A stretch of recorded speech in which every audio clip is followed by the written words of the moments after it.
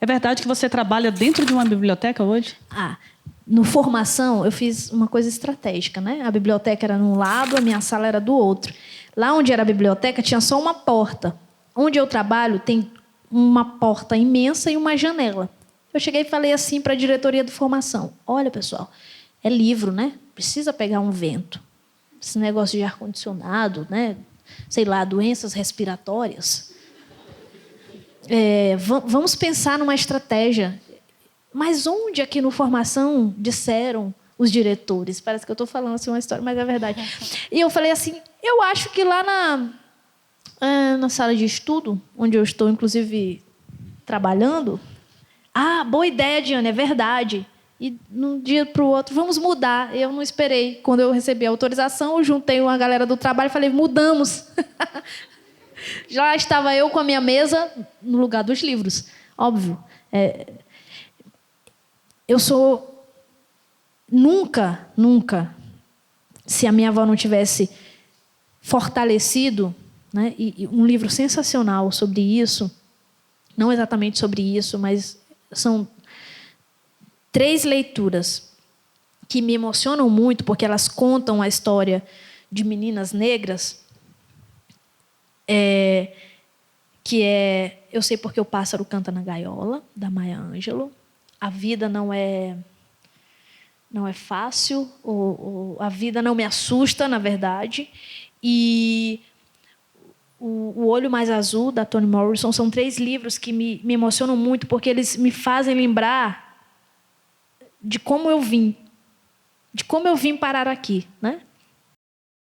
Esses livros que você citou são livros que falam de mulheres, de situações de meninas negras, né?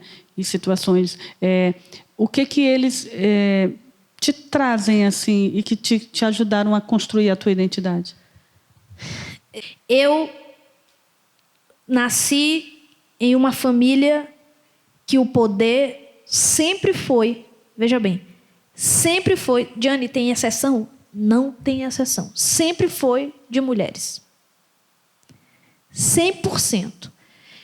O meu pai e minha mãe se separaram, a minha avó me criou, minha avó é parteira, minha avó fez o parto da minha mãe, lá onde eu nasci, eu me criei. Nascida e criada em São Bento. E eu fui criada pela minha avó, pelas minhas tias, né? Tudo que eu via era mulher decidindo e mulher no centro da cadeia econômica.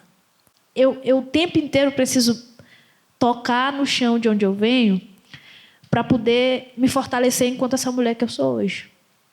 Essa mulher negra do interior, né?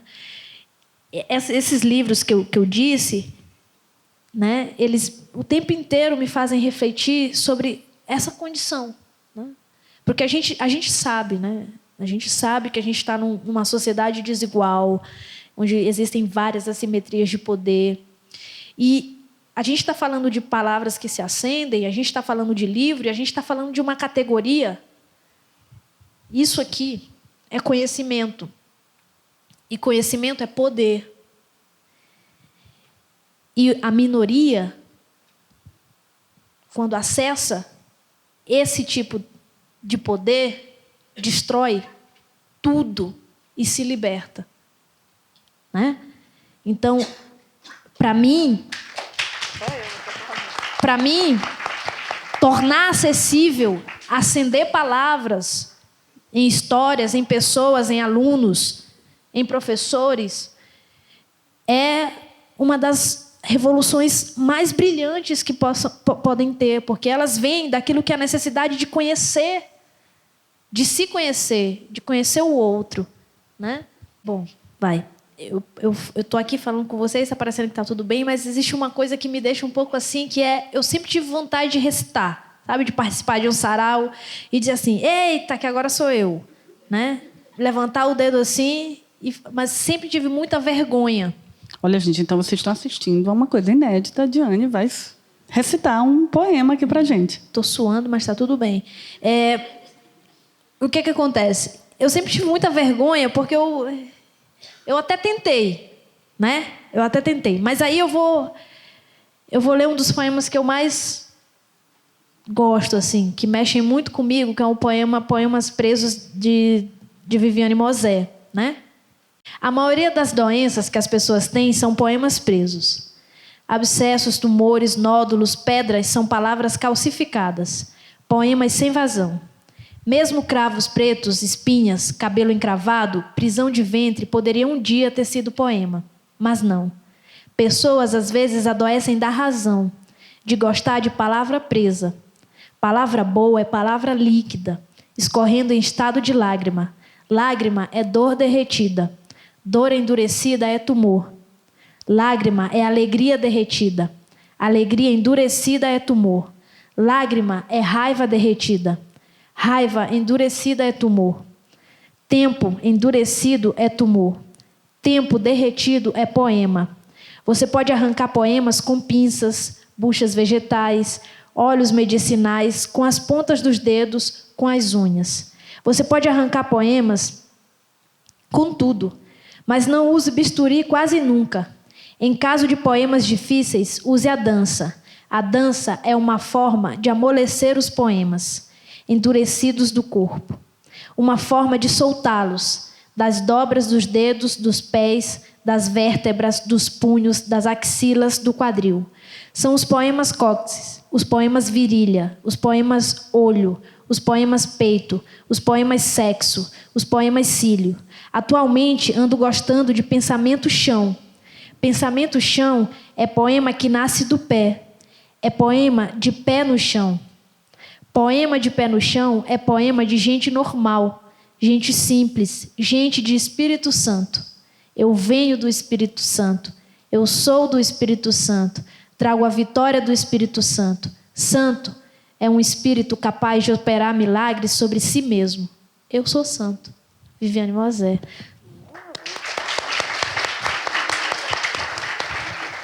Que coisa linda. Por que será que a escola, e você deve ter vivido isso, não só pela escassez de que falou há pouco, mas por que na escola ler é uma coisa tão chata? Para mim,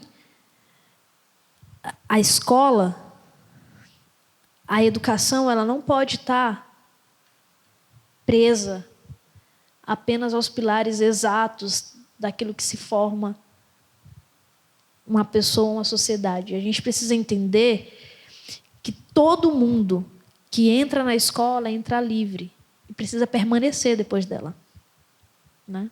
E quando você oferece esse universo, que pode começar facilmente com Harry Potter, pode começar, né, com, sei lá, A Culpa é das Estrelas, pode começar com esses livros, mas você precisa entender que parte dessa consciência libertadora é você ter uma dinâmica que motive os alunos a imaginar que outros mundos são possíveis. Sabe? A leitura do afeto faz a gente imaginar que outros mundos são possíveis. Ou seja, eu que estou aqui, vivendo nessa ilha do amor, consigo imaginar uma ilha paralela? Nessa ilha desigual, eu consigo imaginar um espaço igual? O que me impulsiona a imaginar isso? Qual é a metodologia ou o som, né, que me impulsiona a imaginar uma ilha que comporte ou que dê oportunidade para uma criança negra de 5 anos, para uma criança branca, para uma criança indígena? Que ilha é essa? É essa a nossa ilha atual? Não. O livro pode fazer isso? Pode. Então, a gente tem que entender que a escola, ela é um motor, ela é uma potência que a gente ainda não consegue enxergar, mas ela tem que ser uma potência, não porque ela é particular e a pública não. Ela tem que ser uma potência porque ela é escola, ela é lugar do todo, ela é o lugar da liberdade. Educação é liberdade, André. Pelo que eu entendi, livro digital não é a sua praia. Não consigo. Por exemplo, se eu pego esse iPad bem aqui para ler, ele tem um Netflix instalada. Eu não consigo. Eu tenho que pegar um livro de papel, sabe? É uma... Então, isso foi interessante que você falou. E o que te faz trocar o tablet, que tem Netflix e que tem outras coisas, pelo livro impresso? Eu não consigo folhear o livro impresso, o livro digital, né? Eu não consigo... Dá para fazer anotação no tablet? Dá, né? Mas bom. É outro jeito, né? Com certeza o povo de 18 anos deve fazer isso perfeitamente bem. Eu, até que eu marque uma coisa para criar um balão, para escrever, eu já saí da página. Você já teve a oportunidade de encontrar um escritor que você admira? Viviane Mosé. E aí você chegou e disse para ela, olha, ou não, travou? Não, travou, né? Porque na verdade, eu fui contratada para fazer a mediação de um diálogo dela. Então tinha que manter outro nível, né? Então... uma linha um pouco profissional, mas eu estava tipo, no final, você pode autografar esse livro para mim? Você chegou a me falar em algum momento sobre a tua leitura do livro Úrsula, da Maria Firmina, que foi uma coisa que tá meio... aqui também, né? Úrsula. Tá aqui. Maria Firmina dos Reis, né? É uma autora maranhense. Tarefa de casa. Eu estava vindo de uma leitura, eu li A Viagem do Elefante, depois meu segundo livro foi do Universo Jabuticaba, do Rubem Alves, depois eu li Mar Morto, do Jorge Amado. Enfim, fui... E aí eu encontro Úrsula. Úrsula. Por que eu encontrei Úrsula? Eu estava em algum lugar e esse livro estava lá. É isso. Encontrei Úrsula, Maria Firmina dos Reis. A primeira página, quando dizia quem ela era, eu não vou falar, me chamou a atenção. Porque eu falei, nossa, que demais! Ou seja, eu cresci com uma referência de mulher negra que era minha avó. Mas eu não tive, na minha escola, professoras negras. Eu não tinha, sei lá, eu não via pessoas negras para poder me inspirar. E eu não cresci com essa referência e sempre senti necessidade disso. Né? Senti muita necessidade disso. E quando eu vejo Úrsula, e eu começo a ler Úrsula, pronto. Eu não achem que é pronto porque eu me achei, não. É que as palavras... Úrsula foi uma leitura extremamente difícil para mim. Foi uma leitura que eu tive que revisitar várias vezes. Né? É porque é uma escrita de uma outra época. Exatamente. É o primeiro romance abolicionista, né? Exatamente. Então, para mim, era um outro universo que eu estava entrando. E aí, bom, exatamente aí, o que eu li teve um câmbio estrutural, assim. Né? O que eu li teve um câmbio, uma mudança, na verdade, diferente. Leiam Úrsula, ou pelo menos comecem. Não julguem o livro todo antes de vocês terminarem, porque é uma leitura de uma outra época. Talvez vocês gostem. Mas é extremamente importante porque isso é parte da nossa história. Esse ser maranhense precisa também abraçar Maria Firmina. Né? Essa coisa de tentar, né, o livro, ele está difícil ali. Você costuma, né, se envolver e dizer, eu vou conseguir? Eu leio vários livros ao mesmo tempo. Né? Então, tem livro, por exemplo, que eu abri hoje, amanhã eu já abro o outro. E vou terminando o outro, aí depois, ok, amigo, vou deixar você aqui, vou ler o outro. Então, eu não tenho Mas esse livro que não foi tão interessante no começo, que fica tentando ou não? Eu quero ler outras coisas. Como é que acontece? Eu tenho uma regra que eu termino um capítulo. Se não te convencer no capítulo, eu tchau. deixo. A ideia do Palavra Acesa também, além de descobrir essas histórias da intimidade, a gente tem uma perguntinha bem, né, que as pessoas ficam com dificuldade de responder, que é a primeira pergunta que eu faço, né, Diane? Qual é o livro da sua vida? E principalmente para quem, olha a cara dela, para quem, né, gosta tanto, é muito difícil. E Diane, com muito esforço, ela me falou de 2. Eu falei para André uma coisa. Eu não tenho... Esse livro não é o livro da minha vida, a vida, entendeu? Cada tempo eu tenho um livro diferente. Se você me perguntasse isso em 2013, certamente eu diria A Viagem do Elefante. Se você me perguntar, sei lá, no passado, certamente eu ia dizer outro, por exemplo, né? Mas hoje, o livro da minha vida é A Eternidade numa Hora, do Rubem Alves. E além desse, o outro, que é o Olho Mais Azul, da Toni Morrison. E assim, é um livro difícil porque ele está meio que esgotado, é um livro raro hoje em dia. Ele acabou de ser lançado num clube de livros que circula aí, enfim, que você faz assinatura e aí você consegue adquiri-lo. Mas fora isso, ele hoje é um livro mais difícil, mas enfim. Pode falar, dar um spoilerzinho dele, só para dar um gostinho? O do Olho Mais Azul. Bom... Porque também está dentro dessas leituras aí de identidade, né? Eu falei no começo, né? O Olho Mais Azul, A Vida Não Me Assusta, e porque eu sei porque o pássaro canta na gaiola, também com Memórias da Plantação, Escritos de uma Vida, enfim. São livros que me fazem revisitar os porões da minha infância, né? Porque eles são tempos diferentes, eles são produzidos em tempos diferentes, né? Com atores diferentes, mas eles trazem para mim, por exemplo, A Vida Não Me Assusta é um livro que eu queria ter lido na infância, porque é um livro para crianças valentes, por exemplo. É um livro que eu pensei, ok, eu li nos meus 24 anos de idade, quando eu tinha 24, mas eu queria ter lido quando eu tinha 8, né? Porque eles contam a história de meninas negras e de como os dias passam, de como nós nos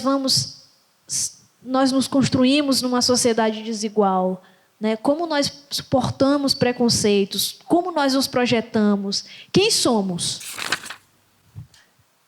O Rubem Alves, A Eternidade numa Hora, que já faz parte agora do acervo do Palavra Acesa. E ele tem uma coisa interessante, porque são crônicas, né? São crônicas. E que é um gênero normalmente iniciador, né, de muita gente na leitura, porque é mais próximo do jornalismo, é mais próximo da conversa. Mas o Rubem Alves é um educador, né, que fala, acho que os educadores gostam muito do Rubem Alves, porque ele tem esse caráter de uma literatura formadora, né, Diane? Você já leu muita coisa dele, né? Eu já li muita coisa dele. Tem um livro, eu gosto muito do Rubem Alves, assim. Ele é muito meu amigo do meu imaginário. Por exemplo, aqui, na página 54, a gente tem: foi dentro da compreensão desse instante solitário que tal sua construção cresceu também o operário. O operário adquiriu uma nova dimensão, a dimensão da poesia. Ler Rubem Alves é uma forma também de você conhecer outros autores, né? Porque ele sempre cita, ele sempre fala de histórias deles com outras pessoas e é muito gostoso de ler, porque são crônicas, né? Ou seja, é uma leitura que você pode fazer a qualquer instante, em qualquer lugar, né? E essas citações acabam construindo ali um mapa de alguém que pode... ele citou Drummond. Aí eu vou lá atrás. Você gosta muito do Drummond, não é? Olha, eu tenho 4 poemas que, na verdade, são poemas que, se eu tivesse que mapear minha cabeça, cada um ocupava um lugar, né? Que é as 4 partes da... As 4 partes da minha cabeça. Enfim, são 4 partes do meu coração, na verdade, que são poemas presos da Viviane Mosé, Vozes Mulheres, da Conceição Evaristo, Cântico Negro, que tem uma interpretação fantástica da Maria Bethânia, e O Amor Bate na Horta, do Carlos Drummond de Andrade. Então... E como é que é carregar poemas assim? Poema a gente carrega com uma bagagem que não pesa, né? A bagagem dos poemas não muita pesam. gente diz que poesia é difícil, Diane, que é uma coisa mais difícil de ler. Poesia não. Você acha? Depende também, né? Por exemplo, tem poemas, às vezes, tem livros de poesias que eu pego e eu penso assim, preciso de um dicionário. Porque não... né? Ou seja, cada um de nós escolhe um caminho para andar. Ou pelo menos constrói esse caminho. Ou pelo menos pensa em construir esse caminho. É a mesma coisa da poesia. O fato de você gostar de poesia ou de poema não significa que você vai gostar de todas. E nem significa que você vai estar com todas as linguagens e as formas de fazer poesia. Ou seja, eu, por exemplo, imagino um dia um universo de poesia, mas eu sei que tem poesias que não entrariam, por exemplo, né? Mas tem um poema da Conceição Evaristo que chama Vozes Mulheres. E é um poema que me faz... sei lá, eu deito numa rede... Esse poema, para mim, é uma rede. Eu deito assim, estou olhando o céu, imaginando a força que cada uma dessas palavras tem, sabe? Ele é assim: a voz de minha bisavó ecoou criança nos porões do navio, ecoou lamentos de uma infância perdida. A voz de minha avó ecoou obediência aos brancos donos de tudo. A voz de minha mãe ecoou baixinho, revolta, no fundo das cozinhas alheias, debaixo das trouxas, roupagens sujas dos brancos, pelo caminho empoeirado rumo à favela. A minha voz ainda ecoa versos perplexos com rimas de sangue e fome. A voz de minha filha recolhe todas as nossas vozes, recolhe em si as vozes mudas, caladas, engasgadas nas gargantas. A voz de minha filha recolhe em si a fala e o ato, o ontem, o hoje, o agora. Na voz de minha filha se fará ouvir a ressonância, o eco da vida à liberdade.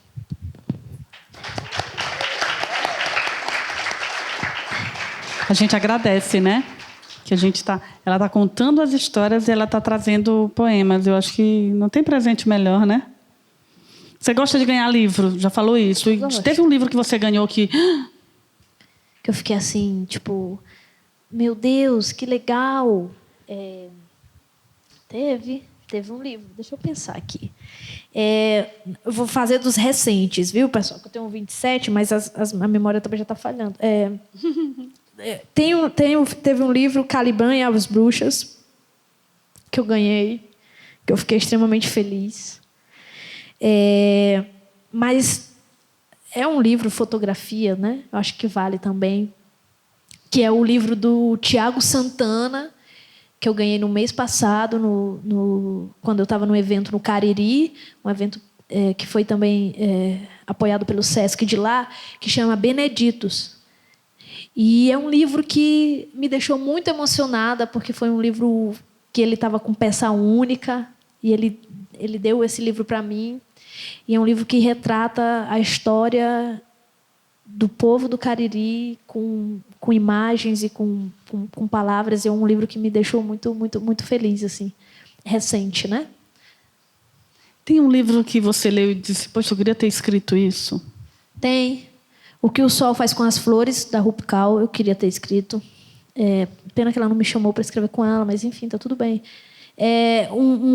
Deixa eu ver. Vai. E esse livro, especialmente por que ele te fez essa? Ele é forte, né? Ele é atrevido. Mas eu queria ter também escrito Como Educar Crianças Feministas, da Chimamanda. Ela tem um aqui também. Está aqui, não está? Aqui tem tudo, gente. Aqui é um manifesto, na verdade, porque esse é um livro que, sei lá, eu tenho uma amiga... Pode dar spoiler mesmo, é legal. É isso. Eu tenho uma amiga que disse que ele devia ser mais forte, mas eu acho que ele está na temperatura certa. O mais forte a gente que adiciona, né?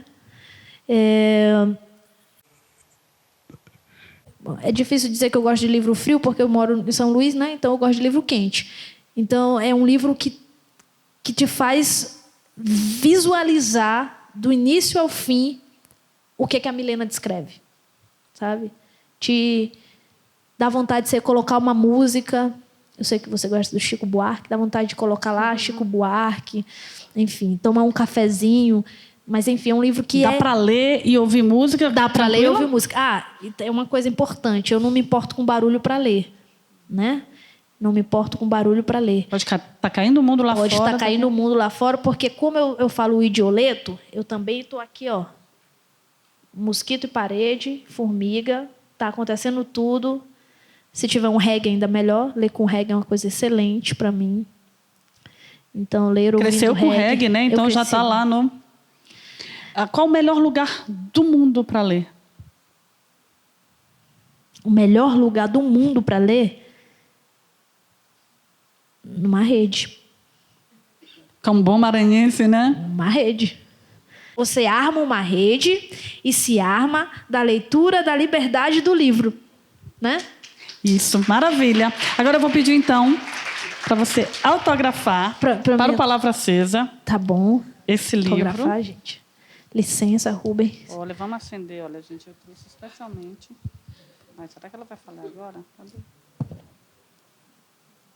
Olha, ela deu certo aquela hora, né? Deu. Ah, viu? Tudo aqui é aceso. Não é? Se minha avó estivesse ouvindo isso, ela ia dar outra conotação. Mas tá bom. Bom, a gente é jovem, né? A gente está em outro tempo. Muito, muito obrigada, Diane. É uma grande alegria ter você aqui conosco. E é uma chama que a gente não quer apagar, a gente quer te ter sempre, viu? Muito obrigada, gente. E até breve. Em outubro a gente volta. Muito obrigada.